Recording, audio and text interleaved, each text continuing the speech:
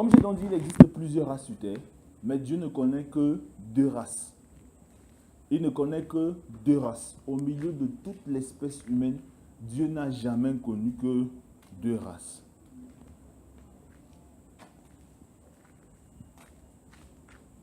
Ses enfants et le reste. Ses enfants et le reste. Ses enfants et le reste. Est-ce que tu peux ouvrir ta Bible avec moi dans 2 Corinthiens chapitre 5, verset 17? Un verset de mémoire. Tout le monde doit répéter ce verset-là ici. 2 Corinthiens chapitre 5, verset 17. Dis quoi? Dans sa Bible, elle n'est pas sûre qu'il y a 2 Corinthiens chapitre 5. Ils ont déjà bûché. Ok. Voilà. Si quelqu'un est en Christ, il est une nouvelle créature. Les choses anciennes sont passées. Voici, toutes choses sont devenues nouvelles. Voilà le verset aussi simplement. Si quelqu'un est en Christ, il est une nouvelle créature. Les choses anciennes sont passées. Voici, toutes choses sont devenues nouvelles. Si quelqu'un est en Christ, il est une nouvelle créature. Les choses anciennes sont passées. Voici, toutes choses sont devenues nouvelles. Si quelqu'un est en Christ, il est une nouvelle créature. Les choses anciennes sont passées. Voici si toutes choses sont devenues nouvelles. Ce passage nous dit, nous sommes à l'introduction, ce passage nous fait comprendre que le chrétien n'est pas une version améliorée de l'homme qu'il était auparavant. Le chrétien n'est pas une version arrangée et disciplinée de l'homme qu'il était avant. Nous avons une perspective du christianisme comme si on rassemblait les gens pour dire ne péchez plus, ne montez plus et ne descendez plus. Et quand ils ne pêchent plus, ils ne montent plus, ils ne descendent plus, du coup ils deviennent chrétiens. Mais le chrétien n'est pas une version améliorée de l'être humain. Le chrétien est une nouvelle version, c'est la version 2.0. Tu es ton voisin, c'est l'être humain 2.0.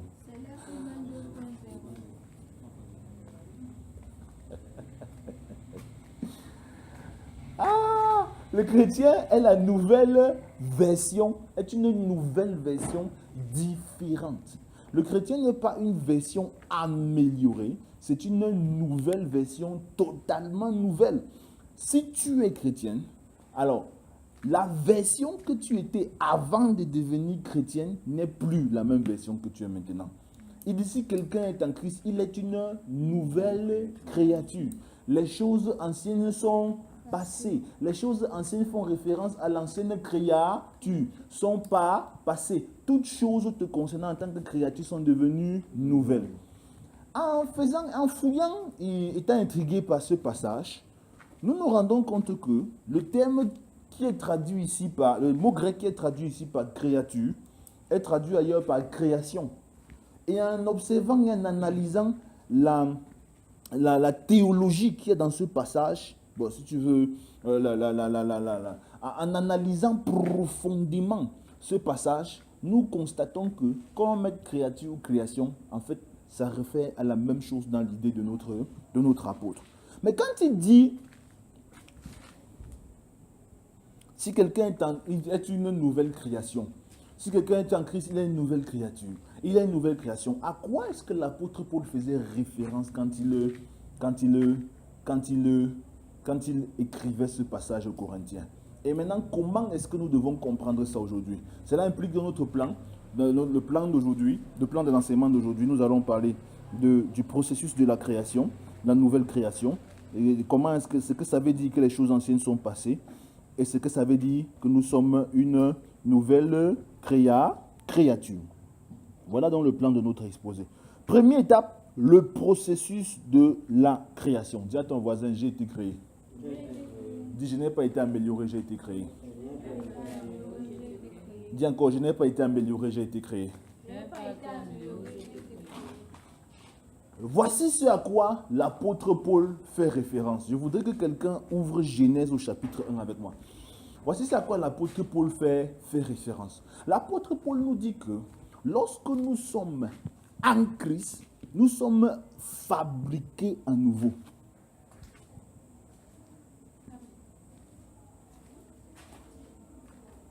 Nous sommes fabriqués à nouveau. Nous sommes fabriqués à nouveau. nous sommes fabriqués à nouveau. Nous sommes fabriqués à nouveau. Genèse chapitre 1, verset 1 dit quoi? Non, lis. Je sais que tu maîtrises tous les versets, mais lis s'il te plaît. Au commencement, Dieu créa les cieux et la terre. Au commencement, Dieu créa les cieux et la terre. Ceci fait référence à quoi? Ceci fait référence à la première création.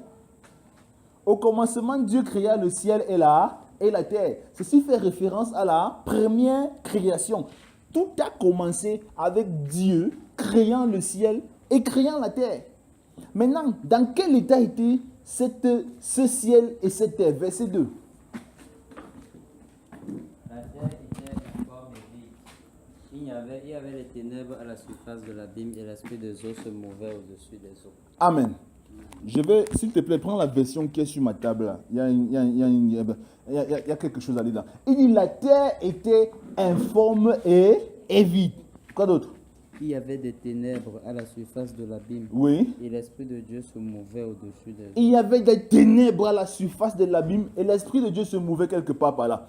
Primo, la terre était informe et vide. La première création était informe et vide. La première création était informe et vide. La première création était informe et vide. Le premier chrétien, allez voici pas ici. Le premier chrétien était informe et vide.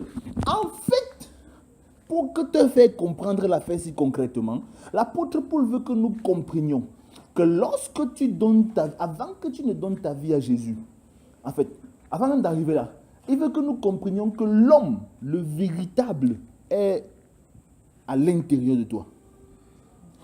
Nadine habite à l'intérieur de ce corps. Ça c'est clair, non? Tu as compris? Edmond habite à l'intérieur de ce corps. Nous avons donné au personnage qui est à l'intérieur de ce corps le nom de Edmond. Amen. Maintenant, il dit que ce personnage-là qui est à l'intérieur est diffus, est sans forme, est sans forme et est chaotique. Je vais vous dire quelque chose. La Bible dit que Dieu a créé Adam. Et il a créé à son image et à sa ressemblance. Il a dit à Adam, va gérer toute la terre. Mais il a commencé par un jardin. Pourquoi? Parce que Adam n'avait pas la tête, n'avait pas encore été shape. On dit quoi? Il n'avait pas été totalement modélé dans son être intérieur. La Bible dit dans Genèse chapitre 2 que Dieu avait soufflé l'esprit en lui, l'âme en lui. Et du coup, il s'est mis à vivre. Ça veut dire que quoi? La puissance de Dieu avait intégré l'esprit en lui, mais l'esprit avait besoin de la lumière qui devait achever de créer et de façonner. Jean chapitre 1 dit que en elle était la lumière et cette lumière était la vie. Et vous comprenez un peu?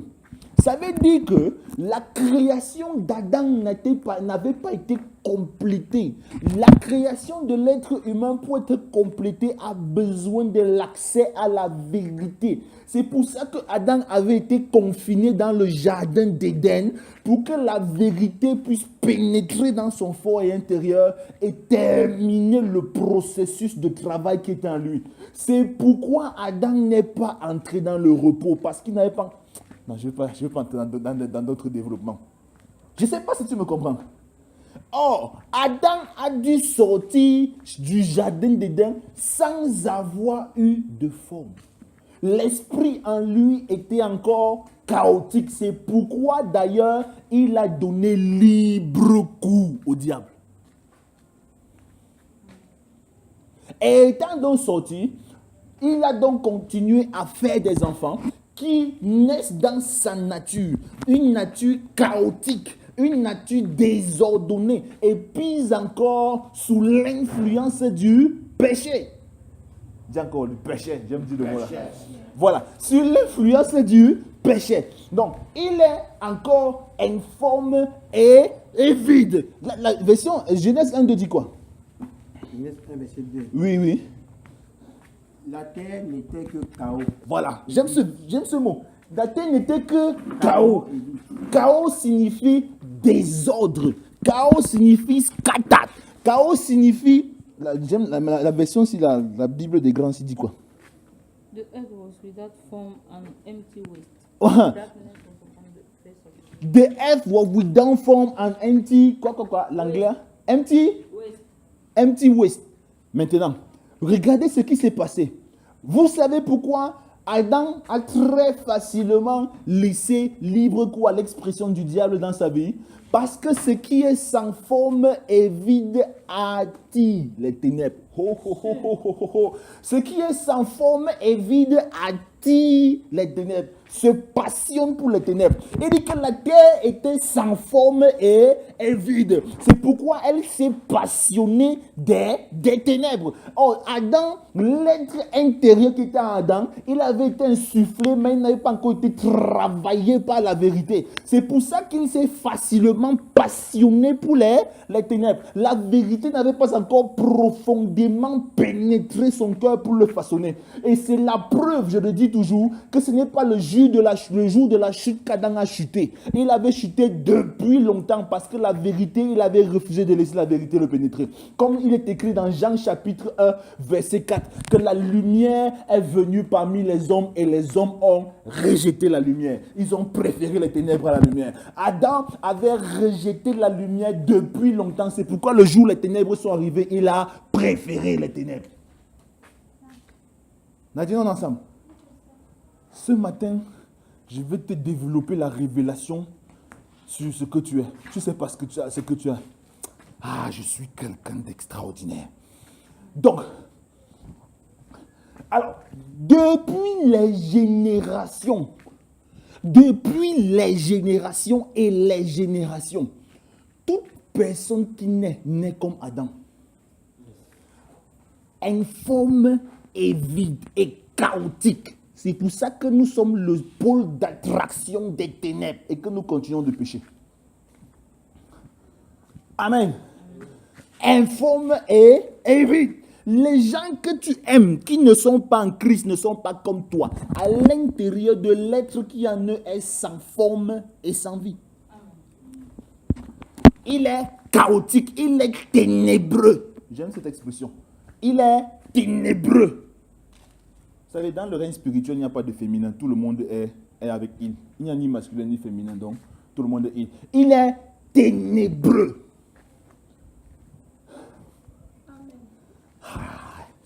Je ne sais pas s'il veut finir aujourd'hui, les rimes pleuvent. Qu'est-ce que Jean-Baptiste dit? Il dit, Jean chapitre 1, il dit d'abord au verset 14. Au verset 14, que dit Jean? Il dit, Jean l'apôtre, il dit, et le Verbe s'est fait chair et a habité parmi nous, plein de grâce et de puissance. Et nous avons contemplé sa gloire.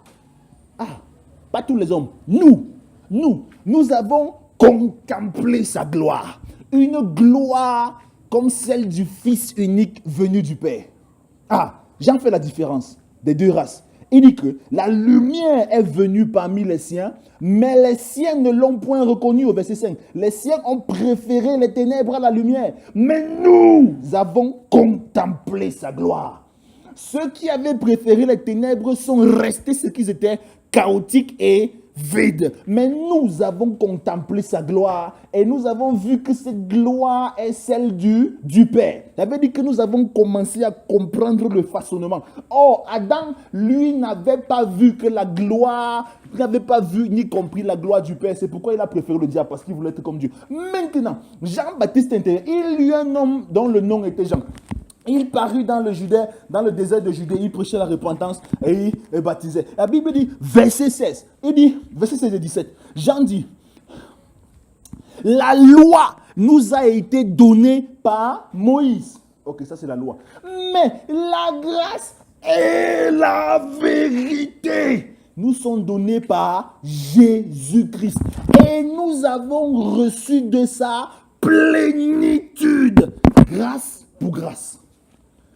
Laissez-moi vous délivrer le mystère du rhéma de Jean-Baptiste. Et il nous dit donc que, en fait, lorsque Jésus vient, il nous apporte une capacité, il nous apporte un potentiel qui ne s'associe qu'à la vérité, qui ne se manifeste qu'avec la vérité. Et il a donné ce potentiel de manière illimitée, le potentiel d'être un être véritable. Donc, en fait, les seuls êtres humains qui existent sur terre aux yeux de Dieu sont les croyants, ceux qui sont en Christ. Le reste, ils n'ont pas encore fini. Leur processus de fabrication n'est pas encore complet. On est ensemble, Christian. Tu as tout compris? Tu as compris? Il dit un peu. Réma est trop fort. C'est clair? Si quelqu'un est en Christ, il est une nouvelle création. Oui, si tu veux, une nouvelle créature. Les choses anciennes sont passées. Voici, toutes choses sont devenues nouvelles. Bien. Laissez-moi vous dire quelque chose. Genèse chapitre 1, vers la fin. Chapitre 2 d'ailleurs au début. La Bible dit que ainsi furent achevées les générations du ciel et de la terre. Dieu créa le ciel et la terre en 6 jours et il sanctifia le 7e jour. Le jour du sabbat. Laissez-moi vous montrer la destination prophétique du 7e jour. Dans Hébreu, d'abord, dans le livre de Nombres, Dieu dit, je jure, ils n'entreront pas dans mon repos. Ça veut dire que le repos n'a pas encore commencé. Dieu parle au futur. Le 7e jour dont on a parlé dans Genèse n'a pas encore commencé, puisque Dieu parle au futur. Et dans le livre d'Hébreux, chapitre 4, verset 3, il dit que restons donc obéissants à la parole afin de pouvoir entrer dans le repos, parce qu'il existe encore un repos pour ceux qui croient. D'ailleurs, Jésus dit que l'Esprit du Seigneur est sur moi parce qu'il m'a oint pour proclamer l'année du repos, c'est-à-dire que la période où le repos commence à se manifester. Donc, en fait, le 7e jour qu'on voit dans Genèse ne pouvait commencer à se manifester que si la création d'Adam était complétée. Or, Adam étant tombé dans le péché, sans que la vérité ait eu le temps de compléter sa création, le 7e jour est resté en suspens jusqu'à ce que le nouvel Adam puisse entrer en... Ah là là là là là là là là là. Je ne suis pas sûr que quelqu'un me comprend ce soir. Il faut que j'aille m'enfermer, je prie parce que le rythme est trop fort.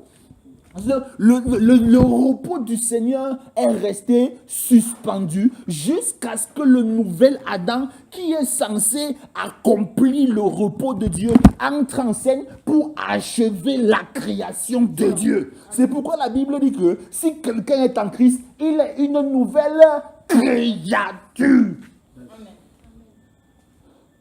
Si Adam, le nouvel Adam n'entrait pas, il était impossible que le repos de Dieu soit manifeste. Même si Dieu a proclamé le repos depuis la création, ce repos est resté non manifeste parce que Adam a chuté dans le péché sans avoir été totalement façonné. Et Adam ayant chuté dans le péché sans avoir été totalement façonné, il a suspendu le processus de création. Et nous naissons donc comme Adam. Tous les êtres humains naissent n'étant pas totalement façonnés. Alors Jésus vient, il intervient en tant que le nouvel Adam pour recréer l'image selon la volonté de Dieu. C'est pourquoi la Bible dit que le premier Adam était un être vivant, mais le dernier Adam est un être qui donne la vie. J'allais dire, est un esprit qui donne la vie, un esprit vivifiant. Le premier Adam est resté être vivant parce que n'ayant pas été complété dans sa formation, il était incapable de transmettre la vie. Mais le dernier Adam, ayant une formation complète, ayant complété la formation de l'humain, avait la capacité de transférer cette complétude et de fabriquer pour Dieu des êtres totaux. Yes. Je ne sais pas là où je vais aller. On se comprend. Sans que je vais aller au ciel. Nous sommes une nouvelle créature. Maintenant, Au début, je vous ai dit que la nouvelle créature dont parle notre apôtre, ce n'est pas l'ancien toi qui est amélioré, non.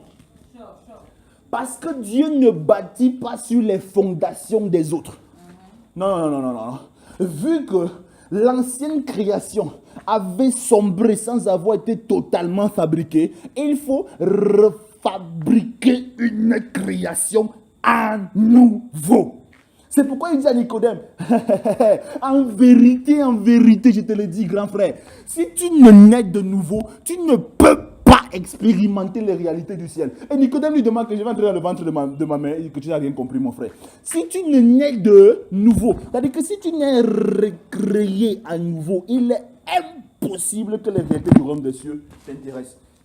Frère, la discipline de l'être humain n'impressionne pas Dieu. La religiosité de l'être humain n'impressionne pas Dieu. Tes sacrifices n'impressionnent pas Dieu. Si tu n'es pas en Christ, ça ne donne rien. C'est pourquoi il dit, tu n'as voulu ni sacrifice ni holocauste. Psaume 40. Tu n'as voulu ni sacrifice ni holocauste. C'est pourquoi je viens, ô Dieu. Dans le rouleau du livre, il est écrit à mon sujet, je viens pour faire ta volonté, qui était dès le départ d'établir ton règne et la manifestation de ta gloire au travers d'une génération de personnes que tu appelais des rois prêtres sur la terre. Adam n'a jamais été appelé des rois prêtres parce qu'il n'avait pas complété sa formation. Les Juifs, Dieu a promis aux Juifs que si vous écoutez ma parole et vous la pratiquez, Exode chapitre 19, vous la pratiquez, vous deviendrez pour moi une nation de rois et de prêtres. Et ils n'ont jamais pu le devenir parce qu'il leur était impossible de le devenir. Mais la Bible dit, tu as racheté pour Dieu. Alléluia. Alléluia. De toute tribu, de tout peuple, et tu as fait d'eux un sacerdoce royal. Ici, le sacerdoce royal, ce n'est plus le fruit de ton obéissance. Le sacerdoce royal, c'est une identité qui t'est gracieusement donnée à ta création. Ce n'est plus quelque chose que tu as travaillé pour avoir, c'est ce que tu es quand tu es né. Amen. On ne travaille pas pour être garçon. On est garçon. Vrai ou vrai? On ne travaille pas, tu ne fais rien pour être fille, tu n'es fille, vrai ou vrai? De même, tu ne fais rien pour naître roi prêtre. Tu nais roi prêtre, c'est ta nature. Aïe, aïe, aïe, aïe.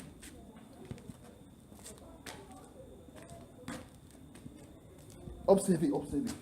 Revenons dans notre passage de Genèse. Tu vas comprendre le processus de nouvelle création là aujourd'hui. J'espère que ton téléphone est en train d'enregistrer parce que ça c'est un rima comme ça là que tu ne peux pas savoir. Le jeûne et la prière que ça coûte au pasteur Albert d'obtenir. Reprends ton passage de Genèse chapitre 1. Nouvelle création. Nouvelle création. Verset 2 dit quoi? La terre n'était que chaos et vide. Voilà. Il y avait des ténèbres à la surface de l'abîme. Oui. Il y avait des ténèbres à la surface de l'abîme et Oui. l'Esprit de Dieu planait au-dessus de nous. Regardez comment le processus de la création commence. Il dit qu'il y avait des ténèbres à la surface de l'abîme. Et qu'est-ce qui s'est passé? Et l'Esprit de Dieu planait au-dessus de nous. La Bible dit dans le livre des Actes des Apôtres que pendant qu'ils étaient dans la prière, tout à coup il y a eu un grand vent. Et le Saint-Esprit, Jésus dit, restez à Jérusalem jusqu'à ce que je vous envoie le Consolateur. Il dit qu'ils étaient là et on nous a appris et la Bible nous apprend que c'est le Saint-Esprit qui nous gagne, qui nous façonne et qui nous transforme pour le Seigneur. Et parce que nous étions encore ténèbres, chaotiques à l'intérieur, il fallait quelqu'un qui est un paraclétos, c'est-à-dire qui a la capacité divine pour venir nous couvrir comme un incubateur et commencer à travailler en nous en fonction de ce qui a été donné pour qu'il puisse travailler en nous. Et c'est ce qui s'est passé le jour de la Pentecôte. La Bible dit que l'Esprit est descendu. Quand l'Esprit est descendu, quand l'Esprit est descendu, Simon est devenu Pierre. Tu ne comprends pas le réma. Simon est devenu Pierre. Il a oublié qu'il était le fils de Jonas. Il s'est souvenu qu'il est devenu Céphas. Pendant 3 ans et demi, Jésus avait passé le temps à lui rappeler qu'il était Céphas sans succès. Mais quand l'Esprit est devenu la parole qui était la vérité, l'Esprit a récupéré ça, a transformé ça en lui. Il est devenu Pierre. Il s'est levé, il a dit à 10 000 personnes, écoutez les gars, ça c'est l'accomplissement de la prophétie. Où est passé de Simon qui avait peur d'une servante? Il avait oublié ça. Il s'est tenu devant 10 000 personnes. Elle a dit, écoutez les gars, ça c'est l'accomplissement de la prophétie. 3 000 personnes se sont converties. Pourquoi? Parce que lorsque le Saint-Esprit est descendu, il a achevé le processus de transformation en lui. Et le Simon qui à l'époque était quelqu'un de diffus, de chaotique et d'informe dans lui-même est mort. Maintenant il y a eu un nouveau gars que Jésus avait appelé Céphas. Et Jésus avait dit de lui que sur cette pierre, je bâtirai mon église. Et les portes du séjour des morts ne prévaudront pas contre elle. Il n'y a eu aucune puissance. Je suis terrassé de savoir que là où Jésus a connu lui-même l'échec, Simon-Pierre a gagné la moitié de Jérusalem à lui seul. En 20 ans de ministère, la moitié, 100 000 personnes sur 200 000 étaient chrétiens par le ministère de Simon-Pierre. Ces mêmes gars qui ont tué son maître, qui ont signé crucifiez-le, parce qu'il était devenu Céphas, il était devenu incompréhensible. Si vous lisez le livre des Actes des Apôtres, à partir de Actes chapitre 5, la Bible dit que Gamaliel a dit que ne le persécutez plus. Et les Juifs ne l'ont plus persécuté parce qu'il était un cas impossible pour eux. Qu'est-ce qui s'est passé? Le Saint-Esprit. Et regardez. Verset 3 dit. Verset 3 dit. Dieu dit, qu'il y ait de la lumière. Amen. Et qu'il y ait de la lumière.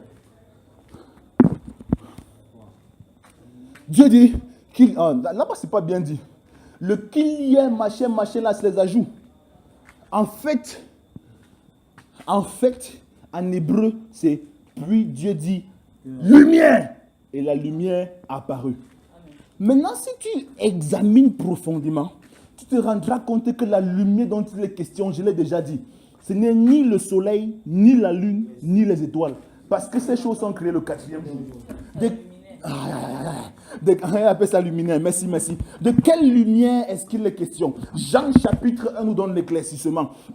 Au commencement était la parole. Et la parole était avec Dieu. Et la parole était Dieu. Elle était avec Dieu au commencement. Rien de ce qui a été fait n'a été fait sans elle. Et tout ce qui a été fait par elle. En elle était la vie. Et cette vie est la lumière qui éclaire tout homme. Éclairer ici, ça ne signifie pas apporter la lumière. Éclairer ici, c'est achever la fabrication. Et cette parole est là, et cette vie est la lumière qui éclaire tout homme. C'est-à-dire que la lumière qui achève la fabrication de tout être humain. Maintenant, vous voyez que dans Genèse chapitre, dès que le Saint-Esprit était prêt, qu'est-ce que Dieu a fait? Il a envoyé la lumière. Dès que le Saint-Esprit était prêt, il a envoyé la lumière. Ça me rappelle quelque part, dans le livre de Matthieu, la Bible dit que mais quand le temps fut accompli, Dieu a envoyé son Fils, né d'une femme, né sous la loi, afin que par elle, nous puissions arriver dans la manifestation de la grâce et bénéficier de la plénitude de Dieu. Donc lorsque le Saint-Esprit était jugé prêt, Dieu a envoyé la lumière. Il dit, je suis la lumière du monde. Celui qui marche par moi ne sera pas dans les ténèbres. Oh, alléluia. Jésus est venu en tant que la lumière du monde pour achever la fabrication. Aïe. Si quelqu'un est en Christ, il est une nouvelle créature. Ce soir, en 2017, je vais vous révéler les Saintes Écritures. Et si quelqu'un est en Christ, il est une nouvelle créature. Les choses anciennes sont passées. Voici, toutes choses sont devenues nouvelles. Alors, voilà donc le processus. Parce qu'il est devenu un esprit qui donne la vie. Le jour où tu as ouvert ton cœur, il dit, voici, je me tiens devant la porte et je frappe. Si quelqu'un entend ma voix et ouvre, j'entrerai. Le jour où tu as ouvert la porte de ton cœur, qu'est-ce que le Saint-Esprit est venu faire? Il est venu tuer. Il est venu tuer l'ancien toi. Amen. Et mettre en évidence les nouveaux pas. Pas mettre en évidence. Fabriquer. Fabriquer un autre. Fabriquer à partir de quoi? 1 Pierre chapitre 1 verset 23, à partir de la semence incorruptible de Dieu qui est la vérité. La Bible nous enseigne que la parole de Dieu, le rhéma que je vous libère ce soir, est le sperme de Dieu. Et c'est ce sperme que le Saint-Esprit, souvenez-vous que le sperme de Dieu n'a pas besoin de femmes.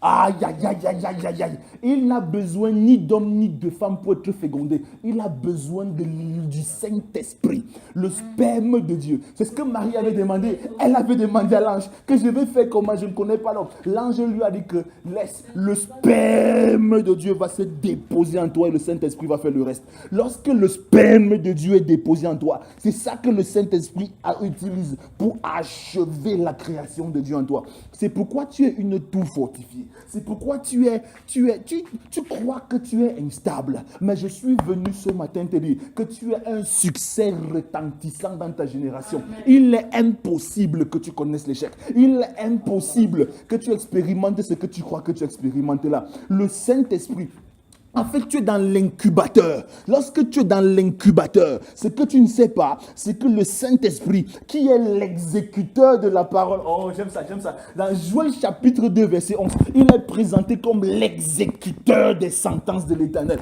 Alors le Saint-Esprit est en train d'exécuter la vérité. La vérité est le sperme de Dieu par lequel il te fabrique, par lequel il achève ta complétude, par lequel il réalise l'être que tu es. Et lorsque tu as fini, il te présente au monde comme son fils. Le fils ne signifie pas celui que j'ai accouché. Le fils signifie celui qui est mon reflet, celui qui me représente, celui qui porte mes attributs, mes caractéristiques. Il te présente. C'est pourquoi la Bible dit dans Romains chapitre 8 que la création attend avec un ardent désir la manifestation des fils du Dieu vivant. Dieu est en train de te fabriquer.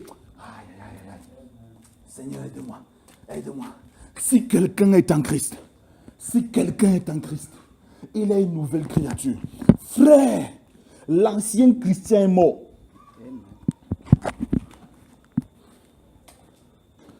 En fait, le gars qu'on appelle Christian est mort. Ce que tu ne sais pas. Moi, pour toujours. Pour toujours, non, c'est moi pour ne plus revivre, non. Ce que tu ne sais pas, c'est que tu as un homme nouveau. Même si Dieu ne t'a pas dit. C'est ce que tu ne sais pas. Parce qu'il a celui que lui l'a créé, il a son nom que lui l'a donné. Amen. Amen. Il n'est pas obligé de te dire, mais tu as un nom nouveau. C'est ce que tu ne sais pas. Parce que tu n'es pas l'ancien toi. Nous on aime dire ça. Nous on aime dire vraiment, depuis que je suis né, vraiment, j'étais frustré, j'étais pauvreté, j'étais vraiment, je prie que j'étais là est mort. N'existait plus.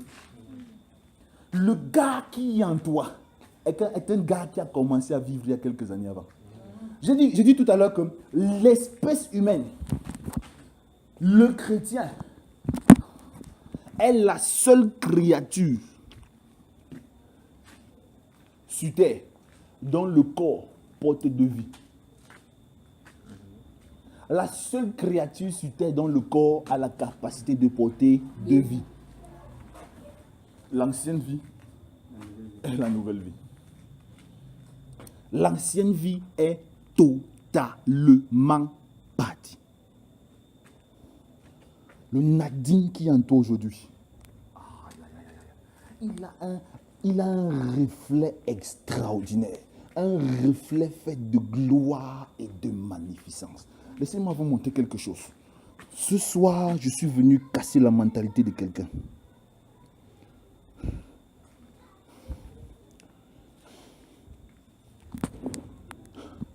Tu vois que quand on voit le processus ici, à partir de là, qu'est-ce qui se passe? Il se passe que Dieu commence à mettre sur pied par la parole un certain nombre de choses. Les luminaires, l'eau, la terre, les plantes, et ainsi de suite. Et à la fin, quand il tire la conclusion de chacun, tout est très, très beau. Mais quand il arrive sur pour l'homme, laissez-moi vous dire le mystère. Quand il arrive sur pour l'homme, il ne parle pas. Il agit. Tu as vu quoi? il recommence le même système, le même processus de création. Il recommence le même processus qui a commencé depuis Genèse chapitre 1, verset 1. Parce que le processus de création de l'homme doit aboutir à quelque chose de plus grand que la création de la terre. Maintenant, l'homme court-circuite lui-même ce processus de création. Mais ça ne l'empêche pas d'établir, d'accomplir ses plans. C'est la raison principale pour laquelle il a chassé Adam du jardin d'Éden. Il dit, empêchons l'homme de prendre le fruit de l'arbre de vie et de demeurer éternellement. Parce qu'il avait l'intention de le tuer.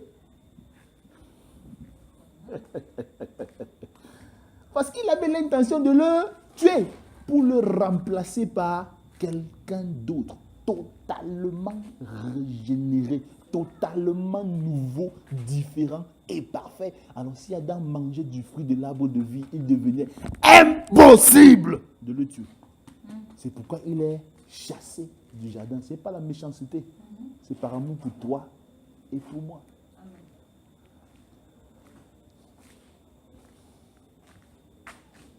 Quelqu'un dit Dieu même. Dis encore Dieu même. Dieu même.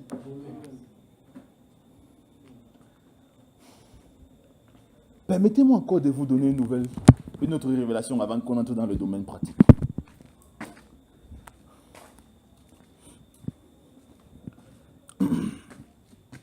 Ephésiens chapitre 2, verset 10. Depuis, j'ai envie de prêcher au pasteur Tali. Ephésiens chapitre 2, verset 10 dit quoi? J'aime ce passage. Ah ah! Il y a les gars qui ont les versets de mémoire dans la tête. Oui, oui. Pour pratiquer les bonnes choses qu'il a fait passer. Les bonnes œuvres. Oui, oui. Bientôt au tabernacle, l'Alliance, on n'aura plus besoin de Bible. Dès qu'on va sortir le verset, tout le monde va cracher l'affaire là. On va continuer. Ephésiens chapitre 2, verset 10. Tu as lu, tu as trouvé? Nous sommes son ouvrage. L'audace de qui? De Dieu. Oui. Il a été créé en Jésus-Christ pour de bonnes œuvres que Dieu a préparées d'avance afin que nous les fassions. Deux choses que je vais dire ici. Première chose, il dit quoi? Nous sommes son ouvrage et a été créé où? En Jésus. Ça veut dire que ta création a commencé il y a 2000 ans.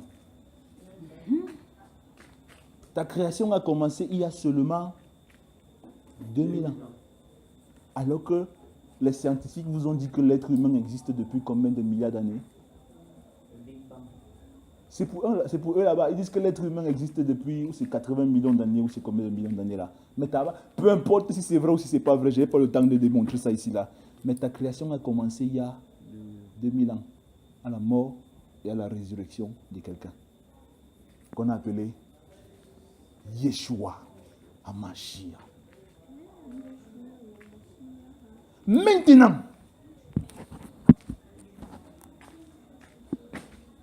il dit que nous sommes l'ouvrage de qui? De Dieu. Nous sommes l'ouvrage de Dieu. Nous sommes l'ouvrage de... Qui a déjà vu un potier quand il travaille? Un potier. Il y a au moins deux à la TV. Qui a déjà vu un peintre quand il dessine? Il y en a quelques-uns. Qui a déjà vu un poète quand il écrit? Il y en a beaucoup. Qui a déjà vu un artiste quand il s'exprime? Beaucoup, beaucoup. Hein. D'abord, vous êtes même presque tous des artistes.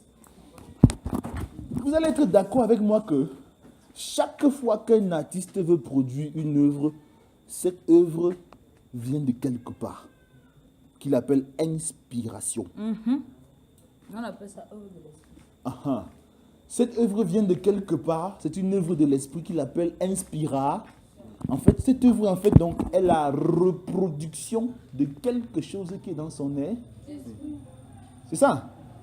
Chaque œuvre d'art est la reproduction de quelque chose qui est dans son esprit. Chaque œuvre d'art est la reproduction de quelque chose qui est dans son esprit. Maintenant, la Bible dit que nous sommes l'ouvrage de Dieu. Ça veut dire que nous sommes la reproduction de quelque chose que Dieu a d'abord fixé à l'avance. Nous sommes la reproduction de quelque chose. C'est pourquoi tu ne ressembles à rien à la Nadine Kene. Nous sommes la reproduction de quelque chose que Dieu a fixé en avance. La Nadine qui est née était le fruit de Madame et Monsieur Tanko. Ça s'arrête là-bas. Maintenant, aujourd'hui, tu es la reproduction de quelque chose que Dieu a pensé en avance, qui n'a rien à voir avec Madame et Monsieur Tanko. Romains chapitre 8 dit quoi? Ouvrez vite la Bible, il y a l'inspiration. Romains chapitre 8, la reproduction de quelque chose que Dieu a pensé à l'avance. La reproduction de quelque chose que Dieu a pensé à l'avance. La reproduction de quelque chose que Dieu a pensé à l'avance. Verset 28. Verset 28. La reproduction de quelque chose que Dieu a pensé à l'avance. Donc, du reste, que toute chose concourt au bien de tous ceux qui aiment Dieu et ceux qui sont appelés selon son dessein. Amen. Continue. Car ceux qu'il a connus d'avance. Oui. Aussi prédestinés. Non, ne sois pas pressé. Quand tu lis le rime, ne sois pas pressé. Car ceux qu'il a connus d'avance. Oui. Il les a aussi prédestinés à être. Point. Ce qu'il a connu d'avance. Rappelons-nous notre définition de tout à l'heure. Chaque artiste reproduit quelque chose qu'il a d'abord prévisualisé dans son esprit. Donc, ce qu'il a connu d'avance, c'est ici là, quelque chose qu'il a prévisualisé dans son esprit. Donc, Dieu a prévisualisé quelque chose dans son esprit. Continuons. Qu'est-ce qu'il en a fait? Il les a aussi prédestinés à être semblables à l'image de son fils.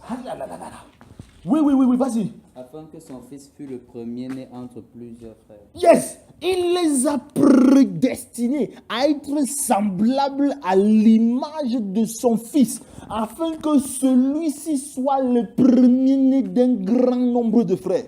Donc, nous sommes aujourd'hui des poteries dans la main du potier qui sont conformes au pot principal. Amen. Nous sommes aujourd'hui des paniers dans la main du panetier qui sont conformes au panier original. Nous sommes... Regardez. Apocalypse chapitre 22, verset 13. C'est Jésus qui se présente. Il dit, je suis l'alpha et l'oméga. Je suis l'arché et le télos. Je suis le protoche et l'escatoche. Dans tous les sens du terme, je suis le modèle et l'accomplissement. Donc, ça veut dire que Dieu a fait de Christ notre modèle. Et nous sommes donc tous nés à l'image de Christ et non de notre Père. Amen. Nous sommes donc tous semblables à l'intérieur de notre corps à l'image de Christ. C'est pourquoi il dit, je suis la lumière du monde. Et il dit, vous êtes la lumière du monde. Amen. Hey, il dit, celui qui me suit ne marchera pas dans les ténèbres. Il dit que vos œuvres luisent devant les hommes. Aïe. Vous voyez un peu la différence. Il dit, va dire à mes frères que je m'en vais vers mon Père et votre Père, vers mon Dieu et votre Dieu. Ce que je suis, vous l'êtes devenu. Amen. Oh, merci pour cet amen qui ne croit pas au rima. Non, il dit à ceux qui ont dit amen dans le cœur. Ce que je suis, vous l'êtes devenu. Donc le gars qui est à l'intérieur de toi n'a rien à voir avec l'être humain que tes parents ont accouché. Amen.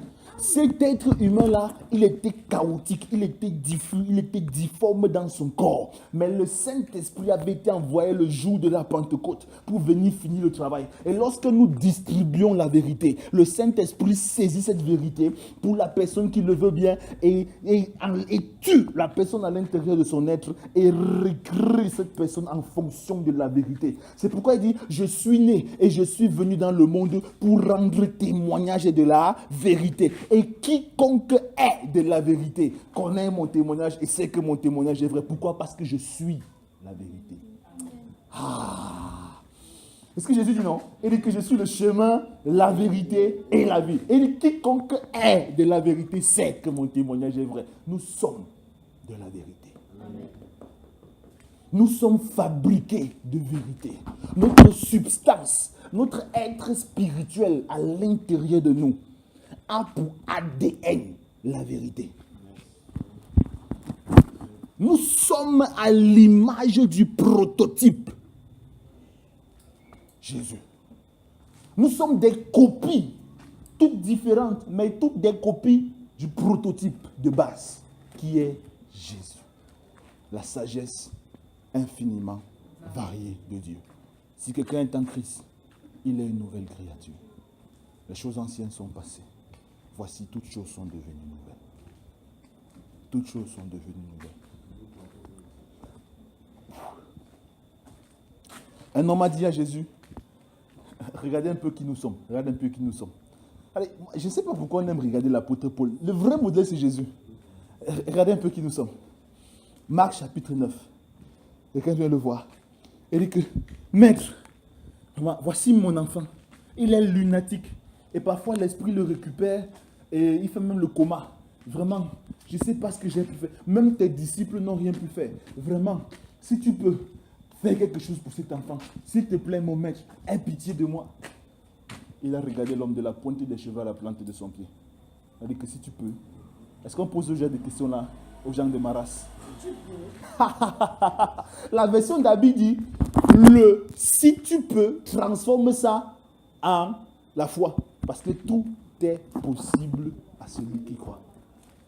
Nous sommes créés dans l'univers de la possibilité.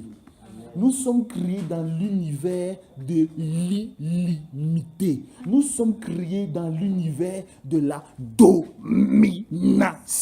Jean chapitre 3 verset 31 dit que le Fils vient d'en haut et celui qui vient d'en haut est au-dessus de tous. Il n'y a aucune forteresse diabolique. Il n'y a aucune puissance spirituelle. Il n'y a aucun être humain qui soit suffisamment fort pour se tenir vis-à-vis de celui qui est en toi. Amen. C'est pourquoi il dit, petits enfants, ne vous inquiétez pas, parce que celui qui est en vous est plus fort que celui qui est dans le monde. Longtemps, j'ai cru que là-bas, il parlait du Saint-Esprit.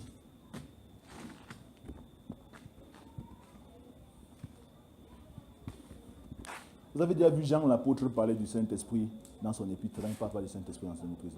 Celui qui est en vous, il parlait de toi. Oui. Parce que vous êtes de Dieu et celui qui est en vous est plus fort que celui qui est dans le monde. L'être régénéré qui est à l'intérieur de toi a la capacité de dominer l'être qui domine le monde. Amen. Ah, voilà un type qui a compris le mystère.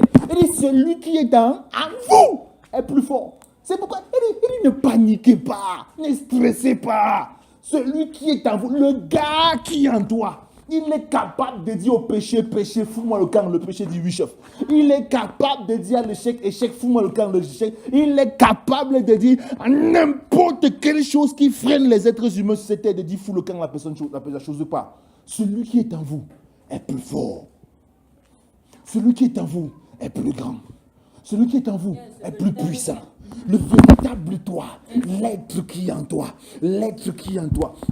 Nous sommes dans le chapitre 4 et il continue son développement en disant, lorsqu'il parle de l'accomplissement de l'amour, toujours dans le même chapitre verset 17, il dit que tel Christ est, tel nous sommes dans le siècle présent. Nous sommes amour à l'image de Christ, exactement comme lui. Nous sommes forts à l'image de Christ, exactement comme lui. Nous sommes puissants à l'image de Christ, exactement comme lui. Il dit, comme le Père m'a envoyé, moi aussi je vous envoie. Celui qui est en vous est plus fort. Amen. Celui qui est en vous est plus fort.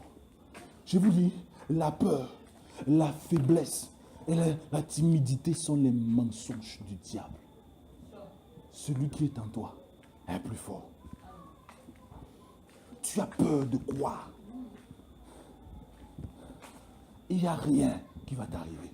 Celui qui est en toi, quand tu te tiens dans toute ton assurance, le monde t'obéit. Amen. Je te dis la vérité. Dans chaque situation, dans chaque circonstance, celui qui est en toi est plus fort que celui qui est dans le monde. Et l'amour de Dieu consiste à garder ses commandements. Et ses commandements ne sont pas pénibles à supporter. Pourquoi? Parce que tout ce qui est né de Dieu, voilà la confirmation de ce qu'il vient de vous dire, tout ce qui est né de Dieu triomphe du monde. Il n'a pas dit le Saint-Esprit, hein. Il n'a pas dit que Jésus, hein. Il a dit que tout ce qui est né de Dieu triomphe du monde. Et voici la victoire qui triomphe du monde, c'est notre foi.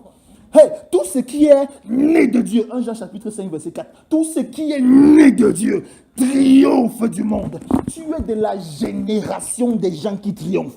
Tu es de la génération qui font des exploits. Tu es de la génération des gens qui ne connaissent pas l'échec. Tu es de la génération des héros. Merci beaucoup. Merci pour le réma. Tu es de la génération des héros. Tu es de la génération des modèles. Tu es la génération des révélations. En fait, dans cette génération, si on doit parler de quelqu'un, c'est de toi qu'on doit parler. Parce que celui qui est en vous est plus fort. Hey, il dit, tout ce qui est né de Dieu triomphe du monde. L'homme qui est en toi, parce qu'il est né de Dieu, il triomphe du monde. La sagesse par laquelle il te bâtit, parce qu'elle est la sagesse divine, elle triomphe de la sagesse du monde. La direction divine triomphe de tous les obstacles du diable. Tout ça, en tout cas, tout ce qui vient de Dieu, qui se manifeste en toi et par toi, triomphe automatiquement de ce qui est dans le monde. Sauf que le jour qu'on va enseigner ça, les gens ne sont pas là pour écouter. Les choses anciennes sont passées. Tu n'as plus rien à voir avec l'ancienne création. On aura le temps de bien développer ça. Ça doit entrer dans ton cœur. Tu n'as plus rien à voir avec l'ancienne création. Tu es un roi prêtre, un sacerdoce royal. Et je vous le dis toujours, quand vous lisez roi prêtre, n'allez pas chercher l'Ancien Testament. Je ne vous enseigne pas les rois prêtres de l'Ancien Testament. Non, ce n'est pas ça ici. Tu es le sacerdoce royal, c'est-à-dire que tu as la nature caractéristique de Dieu. Parce que le roi prêtre, par essence, c'est Dieu. Amen. Maintenant, Jésus-Christ est le modèle, est la révélation de Dieu, tel qu'il doit être vécu sur la terre. Il est prêtre pour toujours selon l'ordre de Melchisédek. Donc si toi tu es à l'image de Christ, tu es donc le prêtre selon le modèle, selon l'ordre de Melchisédek. Ta prêtrise n'a rien à voir avec la prêtrise d'Aaron. Elle n'a rien à voir avec la royauté de David. Tu es prêtre pour toujours. Tu n'es pas prêtre pour Cameroun, hein? Tu es prêtre pour toujours, parce que l'homme qui est en toi ne va jamais connaître la mort. La Bible dit dans Jean chapitre 14, verset 17, que Jésus dit qu'il est avec vous et il sera en vous pour l'éternité. Il n'est pas possible. Il n'est pas possible que le Saint-Esprit se sépare de toi. Dis à ton voisin, je suis une génération bénie. Dis encore, je suis une génération bénie. À force d'étudier, j'ai fini par comprendre que le plus grand exploit qu'un chrétien peut commettre, c'est d'échouer dans sa vie. Oui. Parce que réussir, c'est le modèle normal de la vie. C'est la vie normale du chrétien. Ce n'est pas un exploit, c'est la vie normale. Parce que être au-dessus de tous, c'est la vie normale du chrétien. Parce que prospérer, c'est la vie normale du chrétien. Parce que être le premier, c'est la vie normale du chrétien. Donc si tu échoues, ce qui veut dire que tu es trop fort. Amen. Amen. Et je vais terminer avec cette panoplie de personnes. Et vous allez voir que dans la Bible, je l'ai dit, il y a 2 preuves bibliques claires que tu es une nouvelle créature. Que celui qui croit que la Bible est la parole de Dieu, écoute très bien ceci, je vais sortir par là. Il y a 2 preuves bibliques claires et certaines. La première preuve, qu'il y a un sac qui est d'origine ici. Ok. Voici un sac d'origine. Qu'est-ce que vous remarquez sur ce sac?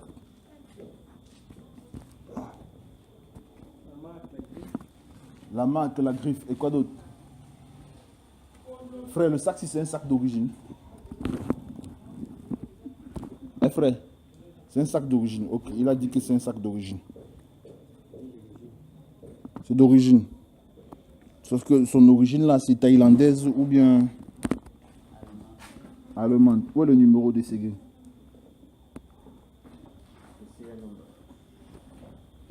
Où est le numéro de série? Quand ils fabriquent, ils mettent le numéro de série. C'est une entreprise qui a un vêtement d'origine ici. Un vêtement qui n'a pas été cousu. Qui a un vêtement d'origine ici. Tu as le téléphone d'origine. Oui.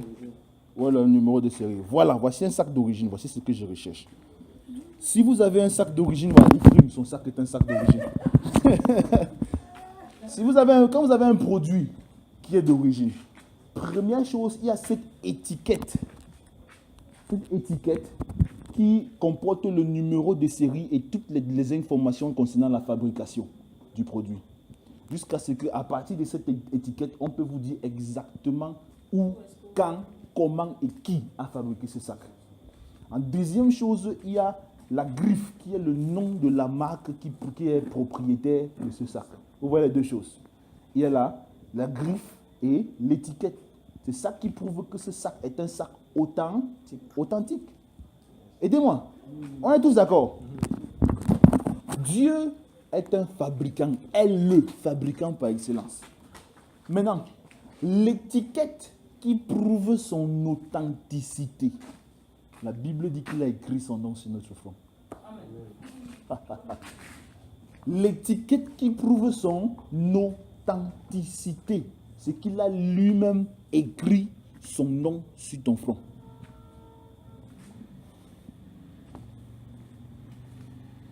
Il a écrit son nom sur ton front. Ça veut dire que si Dieu ouvre tes yeux spirituels, tu vas voir un nom extraordinaire de Dieu sur ton front. Amen. Tu ne savais pas? Tu peux voir sur le front de Christian Gibor. Non, ouais. El Gibor. On peut voir ça sur le nom de Christian. Oui, oui. Tu peux voir sur le nom d'Edmond, sur le front d'Edmond, je ne sais pas. El Jiré. Tu peux voir sur son front El Rafika. Tu peux voir Mekadishkem. Et ainsi de suite. Il écrit son nom sur le front de nous tous. Est-ce qu'il écrit dans le livre d'Apocalypse? La deuxième chose, c'est que ça doit porter son cachet, sa griffe, qui est le Saint-Esprit. La deuxième preuve de la création authentique de Dieu que nous sommes, c'est le Saint-Esprit, qui est le sceau, le cachet, la griffe, la marque de Dieu. Tout ce que Dieu fait a pour marque le Saint-Esprit. Tout ce que Dieu fait a pour marque le Saint-Esprit. Avec le nom de Dieu écrit sur ton front, avec le Saint-Esprit en toi, ça prouve l'authenticité de ta nouvelle création. Le Saint-Esprit ne vient pas. Quand on dit que, et je conclue avec ça, quand on dit que le Saint-Esprit crée en nous le fruit de l'Esprit, beaucoup de gens voient ça comme si on dit que le Saint-Esprit améliore notre caractère pour que nous ayons le caractère rempli du Saint-Esprit. Non.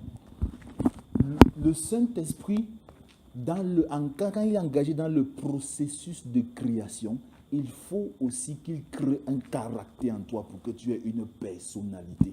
Alors ce qu'il crée en toi est indépendamment de ce que tu étais avant, parce que tout ça est mort. Alors il crée un caractère à toi pour te conférer une personnalité. Et il crée cela à partir de la vérité. Le Saint-Esprit ne vient pas pour t'améliorer, il vient pour te fabriquer. Mets ça dans ta tête. Il ne vient pas pour t'améliorer, il vient pour te fabriquer. C'est pour ça qu'il a été fabriqué. Il ne vient pas pour t'améliorer, il vient pour te fabriquer. Les choses anciennes sont passées. Voici, toutes choses sont devenues nouvelles. Le problème, et c'est là tout le problème, c'est que l'homme, le corps de l'homme n'est pas régénéré. Et comme nous avons beaucoup tendance à vivre selon notre nature charnelle, C'est-à-dire que selon notre pensée, le système de pensée des hommes, la manière de voir des hommes, le système de ceci, de cela des hommes, nous avons l'impression que la nouvelle création là est compliquée ou qu'il faut que Dieu encore travaille dans notre cœur. Dieu ne travaille pas pour t'améliorer, Dieu travaille pour te créer. C'est pour ça que on ne change pas de caractère en suppliant. Tu ne vas jamais changer de caractère en suppliant Dieu de venir changer ton caractère. Pour changer de caractère, il faut acquérir la vérité. C'est cet aspect de ton caractère. Le jour où tu acquiers la vérité et que tu donnes ta foi à la vérité, le Saint-Esprit prend cette vérité et établit ce caractère dans ta vie. Amen. Le défaut que tu as n'est pas l'ancien toi qui est en train de te poursuivre. C'est plutôt l'ignorance que tu as de la vérité qui doit te bâtir par rapport à ce problème. Je reprécise, le défaut que tu as n'a rien à voir avec l'ancien toi. C'est ce que le serpent essaye de te faire croire. C'est son travail depuis le début, non? Il est toujours là pour essayer de détourner. Le défaut que tu as, ce n'est pas l'ancien toi. Le défaut que tu as, c'est l'ignorance par rapport à la vérité dont le Saint-Esprit a besoin pour transformer, pour bâtir cet aspect de caractère en toi. Et à chaque fois que la vérité acquiert, il l'a bâti. Amen. Tu vois, il a transformé Jacob en Israël. Il a transformé Abraham en Abraham. Il a transformé Sarai en Sarah. Il a transformé Simon en Céphas. Il a transformé Saul en Paul. Il en a tellement transformé. Il a transformé Joseph en Panéa. Il n'a pas transformé qui? Attends, il a transformé Jésus en Christ. Hein? Il a transformé Jean en Boanerges. Il a transformé Matthieu en Lévi. Il a transformé Joseph en Barnabas. Il a transformé... C'est beaucoup. C'est beaucoup. Et il ne cesse de transformer. Et il ne cesse de transformer. Ce dont tu as besoin, c'est de la matière, la vérité. C'est de la vérité. C'est la vérité. C'est la vérité. Oh Seigneur, nous te bénissons. N'oublie jamais ceci que je vais te dire, ce secret que je vais te donner. Dans le règne physique, la parole, c'est quelque chose d'invisible, qui est seulement audible. Mais dans le règne spirituel, la parole est une substance visible, audible, palpable, touchable. Je dis encore ceci. Dans le règne spirituel, la parole est quelque chose de visible, d'audible, de palpable et de touchable. Et c'est cette parole qui s'est d'ailleurs manifestée en nous sous la forme que nous connaissons de Jésus-Christ. C'est la parole de Dieu. Quand on dit que le Saint-Esprit a besoin de te transformer, ce n'est pas quelque chose d'aérien. C'est que chaque fois que cette parole pénètre ton cœur, c'est un peu comme si comme si le Saint-Esprit était un maçon et tu venais de lui donner le béton. Et à partir de ce béton, il construit le mur. Vous me comprenez? Vous me comprenez? Qui est comme toi, ô Seigneur, qui est comme